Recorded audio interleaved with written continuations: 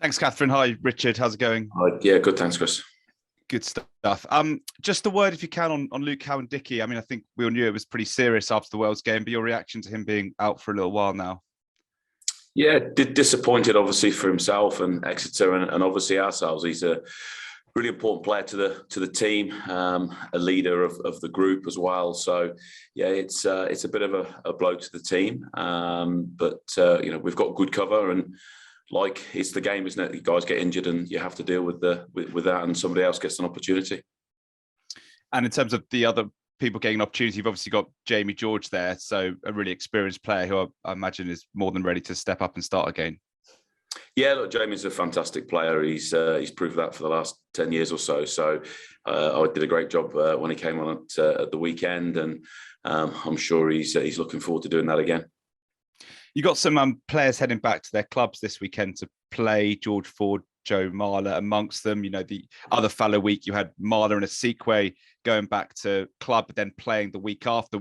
Is that different to how it used to be? You know, say when you were in charge of Leicester, I can't remember too many players coming back and playing in fallow week. Has that been a kind of slight shift in policy from that point of view?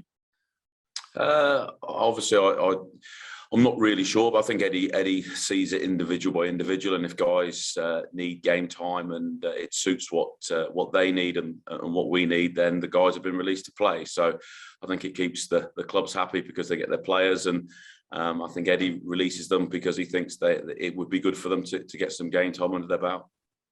So you make the call that them playing is more advantageous than them being in this sort of mini camp this week? Yeah, look, I think keeping guys sharp and match fit is really important. And like I said, Eddie has those discussions with those individual players. And if he feels it's better for them to go back to their clubs and play, they go back and play, which is good for everybody. And just finally for me, Richard, this doesn't preclude them from selection for Ireland if they're out of camp this week, does it? No, not at all. I think it's about keeping players sharp. So when they get the opportunity, if they need to start, sit on the bench, finish the game, they're ready to go. Good stuff. Thank you. Thank you, Chris. Ben Jacob, please. Hi, Richard. Yeah, after breaking the record on Saturday, Ben Youngs praised you for giving his first ever shot at Leicester. How much has he grown over the years, and what's he like as a professional? As a professional, he's now probably the ultimate professional. I'm not sure he always was when he was a younger man. Look, he's grown immensely. You know, he hit the scene at 17, and he was he could score tries from nowhere, and he was a fantastic talent. But since then, he's had to obviously improve his game around his kicking and his passing and his game understanding, which obviously comes with time on the field. And he's sort of reinvented himself, you know, to keep going as long as he has, and to play at the level and the standard that he has is credit to him. So from the young man that started in 2007 to where he is now, he's a completely different player, as you expect, and also grown as a person. And uncapped London Irish forward Will Goodrick Clark has been called up to the squad. What impresses you about him? Oh, he's been on good form for his club, and we're always trying to build depth in key positions. So he's a big man. He carries the ball hard. He's a good set piece player, and obviously Bevan Rod needs to go back and play because he needs some game time. Joe Marler the same, to keep him sharp, and it was a good opportunity to bring him in and see what he's about. Thanks, Richard. Cheers. Thank you. Thanks, Ben. Liam, please.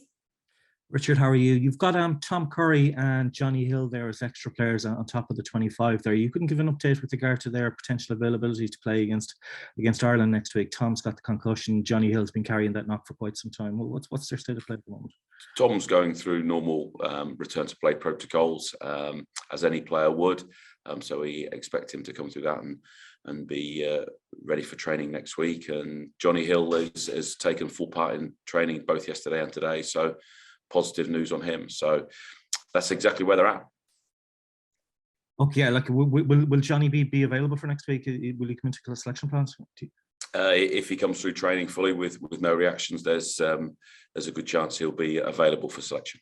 Okay, yeah. Now we're 5 days on from the Wales game. What's been the takeaways from you? What's been in your plans on the back of that for this week of training? Oh, lots of good things. Really, really big start to the game. Obviously, got a good lead. I think for us is then just making sure that we we control games when we have control of the game and not let teams back in. So Wales were a good side. We knew they'd come back in at some point, and they did that. So just controlling the game at key moments, and also taking our opportunities. We felt that we left some opportunities out there, and we want to be aggressive in our attack, and we want to take teams on. And parts of that we did, and parts of that we can be better at. So that's a key part for us this week. And what's your view of Ireland and how they've been going so far in the championship? Yeah, they're a very good side, aren't they? They play a really good style of rugby, very physical. The way they carry the ball and the way their forward pack go about their business, and their backs have been impressive. So yeah, they're a very good side and want to be well respected. So we're looking forward to the game, but we know it's going to be a step up from what we've played so far. Thank you, Richard. Cheers. Thanks, Liam. And Luke McLaughlin, please.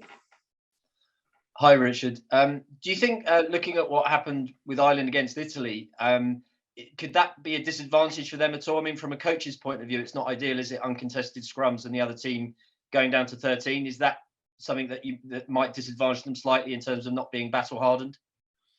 Yeah, it's hard to know. I mean, obviously, it's difficult when you get into that scenario, and obviously, uncontested scrums makes everybody have a bit more energy, and it obviously 13 men. And how you play and how they play, it makes it very, very difficult. So I'm sure it's not ideal for Ireland, but look, they're a good side. They've got a lot of experience in their squad. So if anything, they'll be fresher than they would have been. Thank you. And do you have any thoughts on that in terms of, obviously it's been a big talking point in the last few days, didn't look ideal from a wider perspective, maybe for people who don't watch much rugby. Do you have any wider thoughts on that? I think it's a little bit unique, isn't it? Because obviously with the hooker getting injured very early and then the hooker getting sent off, it made the whole thing conspired against the reason why the laws were brought in. So I think in isolation, it's not a great spectacle for the game, and it does ruin the game to a point. But I think it's a unique situation where an injury happens and then the same player then gets sent off. So I think the player safety is paramount, and you're unlikely to see a similar situation happen again. It's pretty unusual, I'd imagine.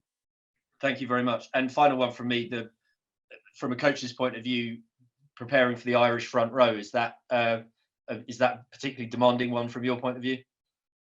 Oh, they're very, like I said before, they're very good at their set piece, and that's going to be a real battle, both scrum and line out.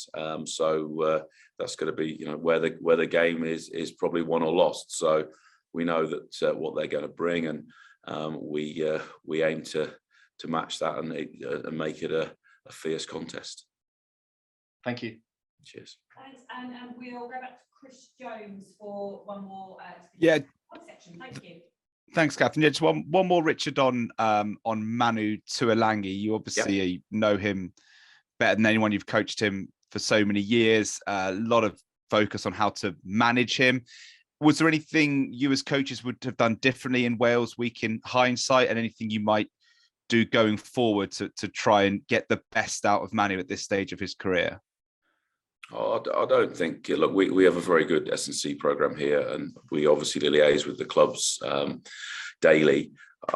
You've got to prepare guys to play Test match rugby, and obviously Manu was doing that. So I don't think we'd do anything differently. We don't want to injure players. And moving forward, we've just got to make sure that as and when he comes back into club and Test rugby, that he's ready to go. Manu's got a long history of injury, especially around the hamstring, and it's something that clearly both club and country would like to get to the bottom of and solve, so he's on the field more often. Would you like to get him back if you can for the end of the championship, or is there a feeling of, look, let's just maybe see where he is a few months down the line? Oh, let's see how he goes in the next couple of weeks, and see how he rehabs back from this recent setback, and then it's a decision to be made at a different time, I think.